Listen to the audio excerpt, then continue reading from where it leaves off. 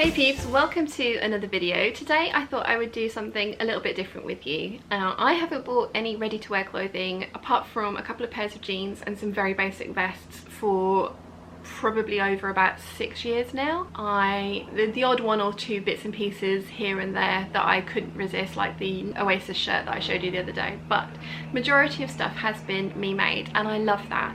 I absolutely love that. Having said that, I still love looking online at new clothing for inspiration. One of my favourite sites to trawl the new in section of is Net-a-Porter, and there is absolutely no way that I can afford to buy anything from Net-a-Porter at all, I don't think. And in all honesty, if I had the money, I'm not sure that I would. I think I probably would be. If I had unlimited money, I think I would be buying very fancy fabrics and then also classes from Susan Calgie, learning how to make those fancy fabrics into the things that fit me beautifully. Because as much as you can get all of this very expensive clothing tailored, I kind of don't want to do that. And I don't want to pay somebody else to do that. Even if I had the money. I'm weird like that. I would much rather make it myself. I get so much joy out of making clothing that is unique and one-off and fits me well. She says wearing a shirt dress that's a little too tight over the bust, but you know what I mean. So today I thought I would go through and show you some of the new in items from Net-a-Porter that I've absolutely fallen in love with, and then also some of the sewing patterns that are available that you could recreate and tweak to make look like the designer item, but that fit you perfectly and doesn't have the giant price tag, which, let's face it, very few of us can afford. First up, we have this Caroline Qantas dress, which is £735, and it's a tiered floral print cotton voile maxi dress. I think I'm gonna have to do screen and screen. 2 secs. Okay, so this Caroline Qantas dress, let's have a look close up. So it has a midriff section which goes pointing up to the bust, and then gathers, and then it's got these little puff sleeves now, and then the skirt is basically rectangular gathered skirt with just more volume as you go down, and you could definitely easily draft that yourself with, like I say, just rectangles. And the back of this again is just a zip up back. There's the midriff panel in there, and I think there are darts on the back of this bodice. So I was looking through and I've come up with this butterick pattern, which is butterick 5209. Now I know it's not exactly the same, but it has that midriff section in it and then the gathering over the bust, and then it has you can either have kind of raglan sleeves on it, or you can have it as a backless dress. So yeah, you can either have it with the back on, or you can have it as a backless dress. Now I can't see why you couldn't extend those little kimono or grown-on sleeves and just add a little bit of elastic around the bottom if you really wanted the puff sleeves.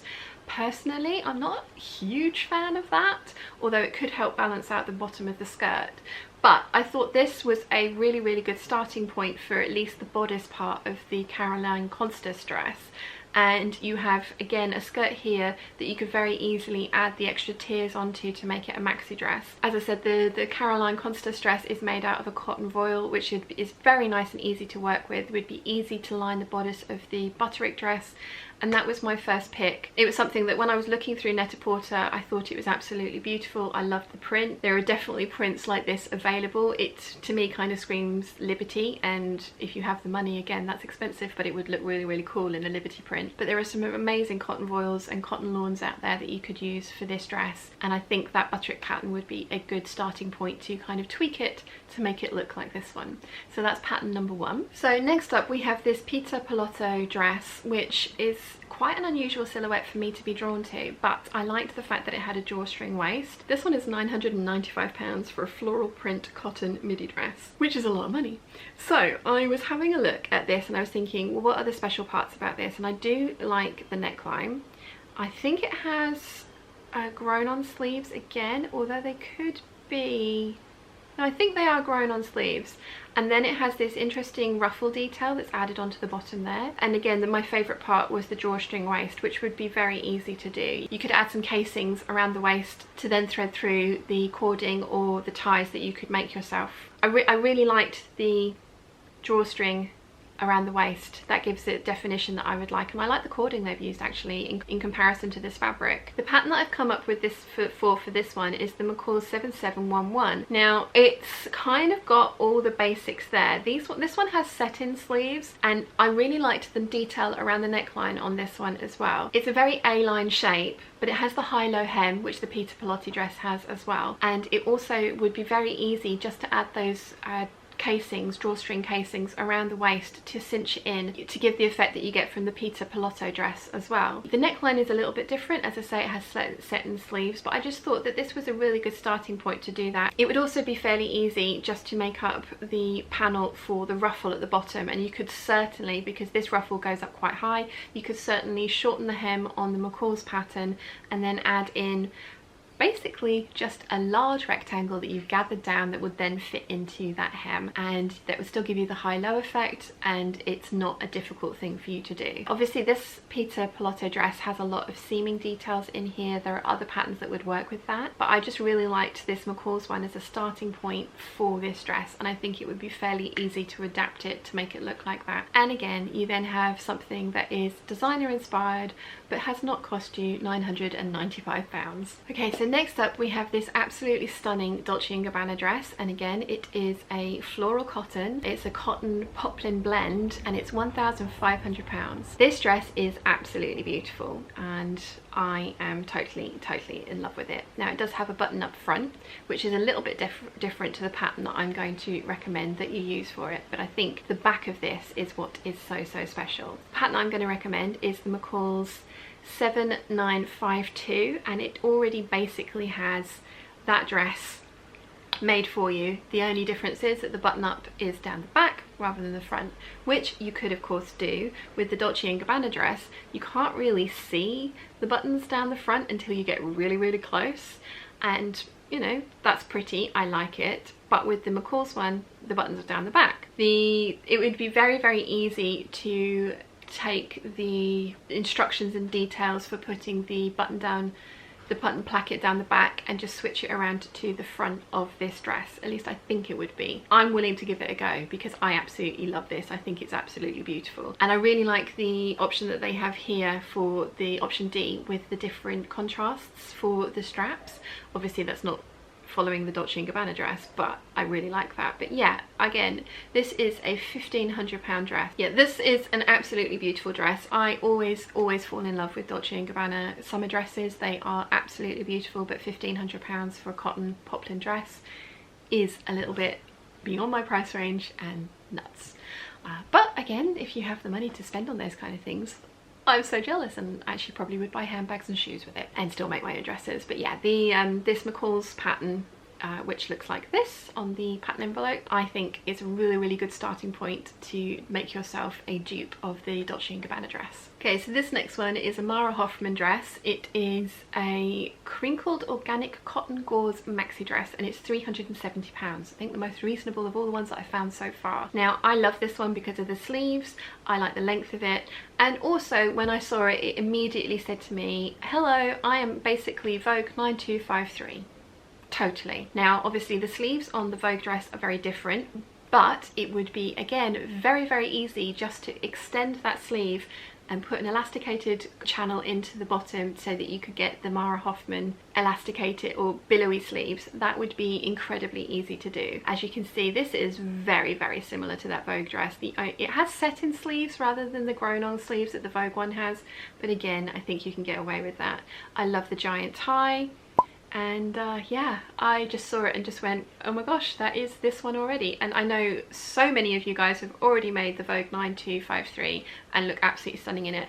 I have one that's half cut out and half made. Mum was going to make it for herself and has decided that she doesn't like it, but we'd made some changes to it, so I'm going to finish it off and I'm going to have it for me, which is awesome. That one I saw and it's just like, I know exactly what pattern that's going to be. It's going to be this one, and the only change that I think you would need to make to this Vogue one, as I say, is to make the sleeves longer. And the only caveat that there may be to that one is that you are making the panel piece, or you're making the pattern piece quite long, because it has the torso and then this really long sleeve. So you may not be able to cut that on the fold unless you have super wide fabric. You may need to cut that out singularly, which will take more fabric up. That's the only thing that I can see that might be a little bit of an issue, because there is a zip in the back, so it's not like the back needs to be be cut on the fold. None of those need to be cut on the fold, and I think that would work really well. And I am very tempted to do that because I am absolutely in love with those sleeves and I think it's going to work. And yeah, so that would be a way of getting yourself a beautiful summer dress, summer maxi dress that doesn't cost you 370 quid. So next up we have this beautiful Cult Gaia dress, and again I saw this one and immediately a pattern sprang to mind. Now I am not in love with these sleeves,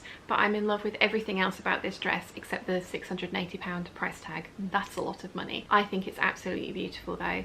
The midriff section here is a little bit different to the pattern that I'm going to suggest. The pattern I suggest actually does have these sleeves already. I think it's absolutely beautiful. Now this fabric is a cotton blend maxi dress, and the pattern that I'm going to recommend is the McCall's 7974, which is actually one that I am going to be doing a sew along for in September. I have got this pattern, it's jumped straight to the top of my want to sew list. I'm having my Patreon peeps vote on it. They're voting on the skirt lengths, they're going to vote on the sleeve styles, and then they're going to help me pick the fabric that I'm going to be making it with. But I am making this dress next month for sure for my holiday, absolutely. So I really liked this one. Again, it has the midriff sections in it, it has the gathering. As I said, it has pretty much the exact sleeve option that the Cult Gaia one has, but I am not a fan of that sleeve option, but I do like A, B, and obviously sleeveless with the little collar. This Cult Gaia one, again, it's a cotton dress. Does have some elastane in it as well, which is something you can do. I personally probably would make it with a cotton lawn or a viscose, which is going to be the options that I give people in to vote on Patreon.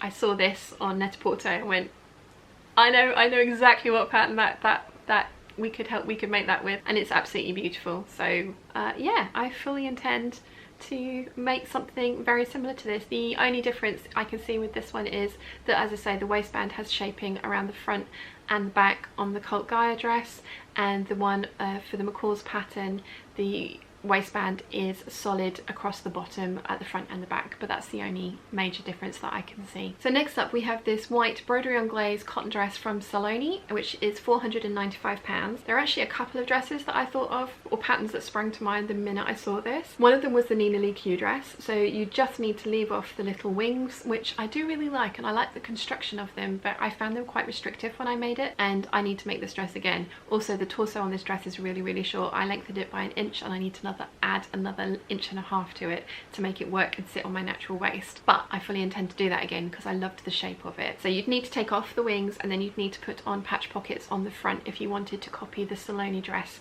completely, because it has giant patch pockets. The Mimi G Jessica dress, which she did do as a giveaway for I think it was a birthday or something, so I actually downloaded this one for free. All of the patterns I will have linked in the description box down below for you, but this one is also a very good dupe, as it were, for this Salone dress. The Salone one doesn't have the gathered skirt, so the Nina Lee Q dress is slightly more accurate for the skirt portion of it, but that would be fairly easy to mix and match, and you could steal the patch pockets from this one. So the Nina Lee Q dress has the bust darts and the waist darts, whereas this one is princess seamed, which is, I think, oh, that one?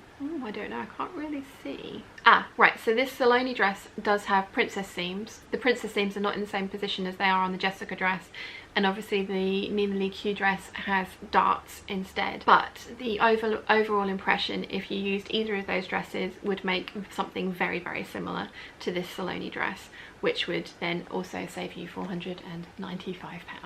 I mean, obviously you need to pay for your fabric and your pattern and your time and that kind of thing, but it's not going to be that much money. So it wasn't just dresses that I was looking at. I also, I mean, when I searched through the Net-a-Porter new in, I literally put new in, so I get bags, shoes, makeup, weirdly, and also clothing. And one of the ones that came up was this Zoe Jumpsuit, which is absolutely beautiful and made in chiffon, which fun times. So I saw this and I immediately thought of this McCall's pattern, which I have. I was thinking it would be version D that I would make, that they have made here in the kind of crushed velvet. Not sure I would do that. It's McCall's 7864, and it's this little cape detail and the wide leg trousers. These aren't as wide leg as the McCall's pattern, but they are fairly wide-legged, and I definitely think you could slim those down if you want to, although this is me we're talking about and I love a wide leg, so I probably wouldn't. The only other thing that the McCall's pattern doesn't have is the waistband or the tie, which would be incredibly easy to manufacture yourself. Just make yourself a waist tie and you're done. So I really liked this, and I liked the light nature of the cape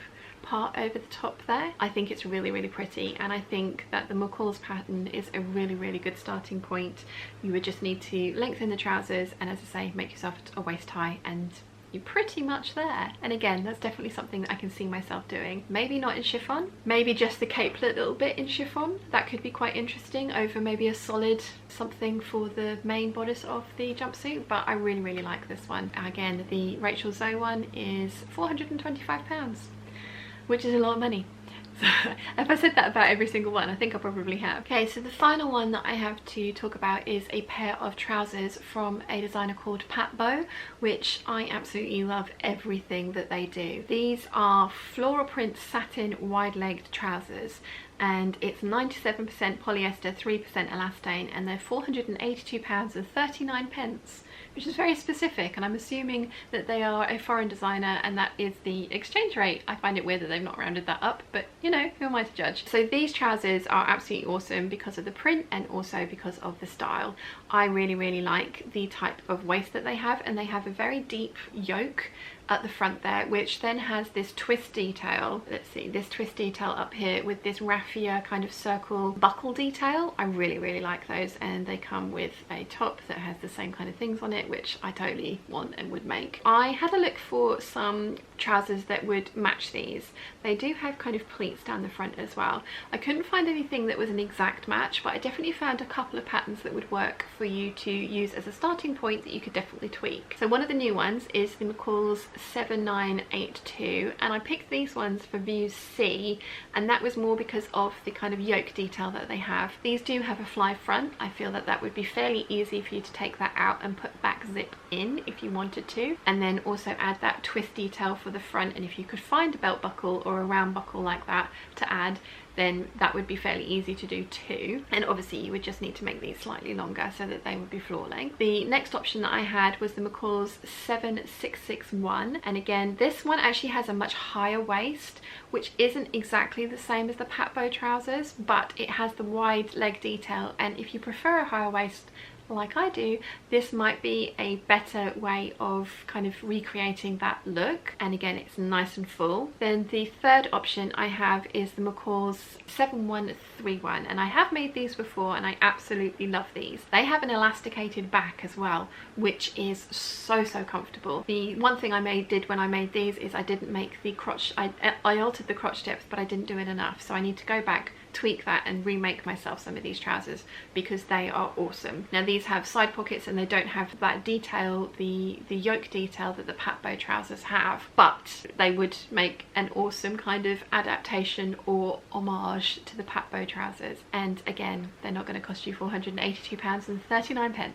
So that's all the designer pieces that I found over the last couple of weeks that I have just literally just gone, oh my gosh, that's amazing, I'd love to wear that, can't afford it. What pattern could I use to make that? And that's what I've come up with. So I know that none of them are, well maybe two of them, but I know the majority of them there are lots of tweaks that you'd need to make to the pattern to do that. But that's half the fun of sewing, is that you can find something that you love, find something that you think would suit you, and tweak it to make it absolutely perfect for you. Do you guys do this too? Do you guys like look through your favorite fashion sites and think, oh, what could I do to make that work for me, and what patterns are available to use that? Please tell me it's not just me that's doing this.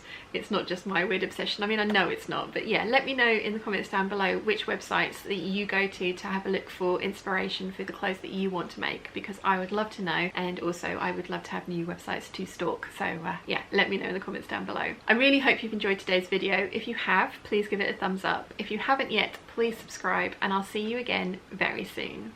Bye!